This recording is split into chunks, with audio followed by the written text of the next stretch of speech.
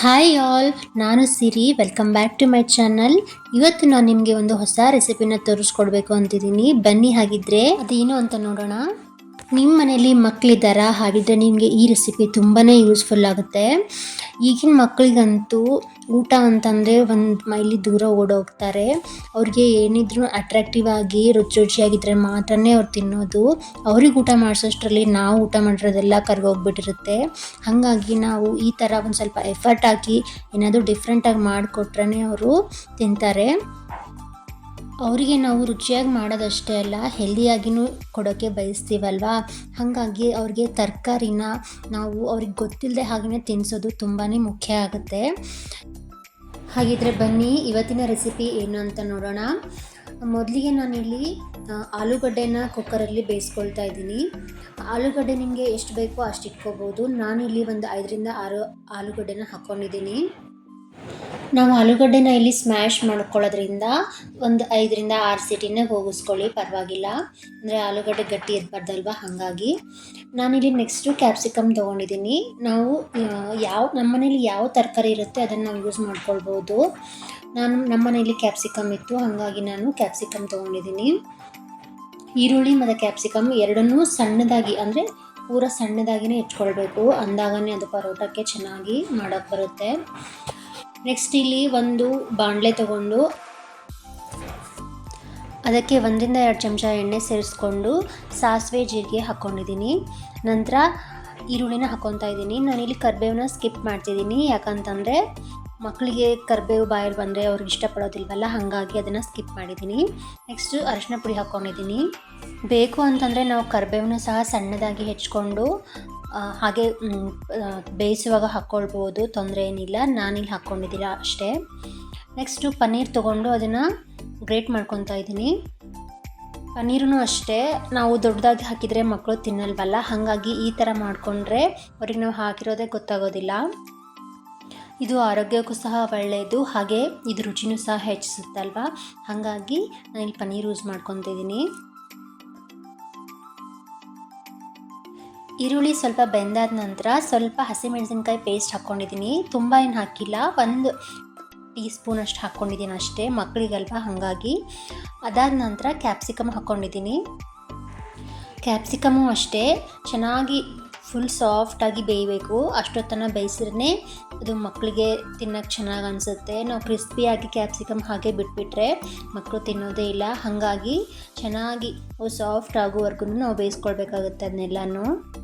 ಅದನ್ನು ಸೈಡಿಗೆ ಹಾಗೆ ಬೇಯಾಗಿಟ್ಟು ನಾನು ಪನ್ನೀರನ್ನ ಹಾಗೆ ಗ್ರೇಟ್ ಮಾಡ್ಕೊಳ್ತಾ ಇದ್ದೀನಿ. ಮಾಡ್ಕೊಂಡಾದ ನಂತರ ಅದು ಚೆನ್ನಾಗಿ ಬೆಂದಾದ ನಂತರ ಅದಕ್ಕೂ ಸಹ ಈಗ ಪನ್ನೀರನ್ನ ಸೇರಿಸ್ಕೊಂಡಿದ್ದೀನಿ. ನಂತರ ಸ್ವಲ್ಪ ಕೊತ್ತಂಬರಿ ಹಾಕ್ಕೊಂಡಿದ್ದೀನಿ. ಕೊತ್ತಂಬರಿ ಹಾಕಿದರೆ ಸ್ವಲ್ಪ ಟೇಸ್ಟ್ ಚೆನ್ನಾಗಿರುತ್ತಲ್ವ, ಹಾಗಾಗಿ ಸ್ವಲ್ಪನೇ ಹಾಕ್ಕೊಂಡಿದ್ದೀನಿ. ಅದನ್ನು ಸಹ ಚೆನ್ನಾಗಿ ಬೇಯಿಸ್ಕೊಂಡ್ಬಿಟ್ರೆ ಅದು ಫ್ಲೇವರ್ ಅಷ್ಟೇ ಬರುತ್ತೆ ಹೊರತು ಬಾಯಲ್ಲಿ ಮಕ್ಕಳಿಗೆ ಬರೋಂಗೆ ಇಲ್ಲ, ಹಾಗಾಗಿ ಬೇಯಿಸುವಾಗನೇ ಹಾಕ್ಕೊಂಡ್ಬಿಡಿ. ಅದಾದ ನಂತರ 1 ಟೀ ಸ್ಪೂನಷ್ಟು ಗರಂ ಮಸಾಲ ಹಾಗೆ ಚಾಟ್ ಮಸಾಲನೂ ಸಹ ಹಾಕ್ಕೊಂಡಿದ್ದೀನಿ.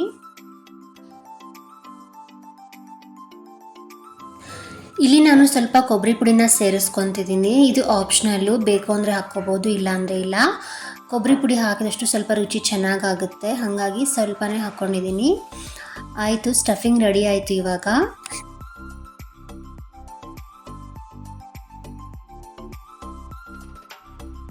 ಈ ಸ್ಟಫಿಂಗ್ ಎಲ್ಲ ರೆಡಿ ಆಗೋಷ್ಟರಲ್ಲಿ ಆಲೂಗಡ್ಡೆನೂ ಸಹ ಬೆಂದಿತ್ತು. ಇವಾಗ ಅದನ್ನು ಸಹ ತೆಗೆದುಬಿಟ್ಟು ಆರಕ್ಕಿಡೋಣ.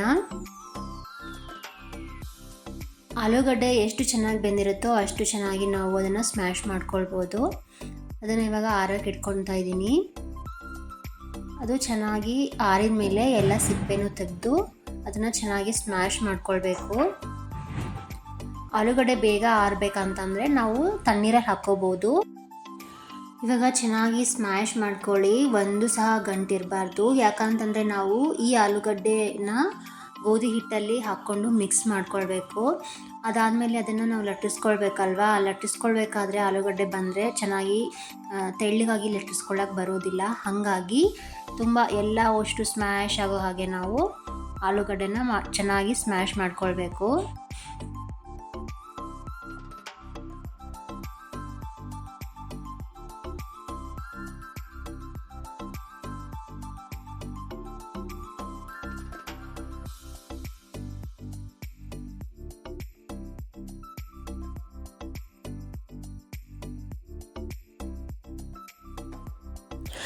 ಅದನ್ನು ಚೆನ್ನಾಗಿ ಸ್ಮ್ಯಾಶ್ ಮಾಡ್ಕೊಂಡಿದ್ದೀನಿ. ಇವಾಗ ಇದಕ್ಕೆ ನಾನಿವಾಗ 3ರಿಂದ 4 ಬಟ್ಲು ಗೋಧಿ ಹಿಟ್ಟನ್ನು ಸೇರಿಸ್ಕೊತಿದ್ದೀನಿ. ಮೇಲ್ಗಡೆ ಒಂದು ಸ್ವಲ್ಪ ಉಪ್ಪು, ಎಣ್ಣೆ ಹಾಗೆ ಅರಿಶಿನ ಮತ್ತು ನಮಗೆ ಬೇಕು ಅಂತಂದರೆ ಖಾರದ ಪುಡಿನೂ ಹಾಕ್ಕೊಳ್ಬೋದು. ಅದನ್ನೆಲ್ಲ ಹಾಕ್ಕೊಂಡು ಚೆನ್ನಾಗಿ ಮಿಕ್ಸ್ ಮಾಡ್ಕೊಳ್ಬೇಕು. ಆಲೂಗಡ್ಡೆ ಹಾಕಿರೋದ್ರಿಂದ ಹಿಟ್ಟಿರುತ್ತಲ್ವ ತುಂಬಾ ಸಾಫ್ಟಾಗಿ ಬರುತ್ತೆ. ಹಾಗಾಗಿ ಪರೋಟ ತುಂಬ ಸಾಫ್ಟಾಗಿ ಬರುತ್ತೆ. ಮಕ್ಕಳಿಗೆ ತುಂಬಾ ಇಷ್ಟ ಆಗುತ್ತೆ. ಎಲ್ಲರೂ ಒಂದು ಸರ್ತಿ ಟ್ರೈ ಮಾಡಿ ನೋಡಿ ಅಂತ ಹೇಳ್ತೀನಿ. ನಾವು ಆಲೂ ಪರೋಟ ಅಂತಂದರೆ ಯಾವಾಗಲೂ ಗೋಧಿ ಹಿಟ್ಟಲ್ಲಿ ಆಲೂಗಡ್ಡೆ ಸ್ಟಫಿಂಗ್ ಮಾಡಿ ಮಾಡ್ತೀವಿ. ಬಟ್ ಇದು ಸ್ವಲ್ಪ ಡಿಫ್ರೆಂಟ್ ಆಗುತ್ತಲ್ವ. ಅಂದರೆ ಗೋಧಿ ಹಿಟ್ಟಲ್ಲೇ ಆಲೂಗಡ್ಡೆನ ಮಿಕ್ಸ್ ಮಾಡಿಕೊಂಡು ಅದರಲ್ಲಿ ನಾವು ಬೇರೆ ಸ್ಟಫಿಂಗ್ನ ಮಾಡ್ಕೊತಿದ್ದೀವಿ. ಸ್ವಲ್ಪ ಡಿಫ್ರೆಂಟ್ ಆಗಿದೆ ಅಂದ್ಕೊತೀನಿ. ಯಾರೆಲ್ಲ ಈ ರೆಸಿಪಿ ಮಾಡಿದ್ದೀರಾ, ಯಾರಿಗೆಲ್ಲ ಗೊತ್ತಿಲ್ಲ ಪ್ಲೀಸ್ ಕಮೆಂಟ್ ಸೆಕ್ಷನಲ್ಲಿ ತಿಳಿಸಿ. ನೀವು ಕಮೆಂಟ್ ಮಾಡೋದ್ರಿಂದ ನನಗೂ ಒಂದು ಸ್ವಲ್ಪ ಮೋಟಿವೇಶನ್ ಸಿಕ್ಕಂಗಾಗುತ್ತೆ. ಹಾಗಾಗಿ ಅದನ್ನು ನಾವು ಸ್ವಲ್ಪ ಲಟ್ಟಿಸ್ಕೊಂಡು ನಂತರ ಆ ಸ್ಟಫಿಂಗ್ನ ಹಾಕ್ಕೊಂಡು ಬೇಕು ಅಂತಂದರೆ ರೌಂಡ್ ಶೇಪಲ್ಲೂ ಮಾಡ್ಕೋಬೋದು. ನಾನು ಈ ಥರ ಶೇಪ್ ಮಾಡ್ಕೊಂಡಿದ್ದೀನಿ. ಇದನ್ನು ಇವಾಗ ರೌಂಡ್ ಶೇಪಲ್ಲಿ ಲಟ್ಟಿಸ್ಕೊಳ್ತೀನಿ. ಎಡ್ಜಸ್ಸಿಗೆ ಸ್ವಲ್ಪ ದಪ್ಪ ಇರಲಾರ್ದಾಗೆ ನಾವು ಲಟ್ಟಿಸ್ಕೊಳ್ಬೇಕಾಗುತ್ತೆ. ಎಡ್ಜಸ್ ದಪ್ಪ ಇತ್ತಂತಂದರೆ ಅದು ಹಿಟ್ಟಿಟ್ಟು ಬಾಯಲ್ಲೆಲ್ಲ ಹಾಗೆ ಬಂದುಬಿಡುತ್ತೆ. ಹಾಗಾಗಿ ನಾವು ಎಡ್ಜಸ್ನ ಕಾನ್ಸಂಟ್ರೇಟ್ ಮಾಡಿ ಅಲ್ಲೇ ಲಟ್ಟಿಸ್ಕೊಳ್ಬೇಕು.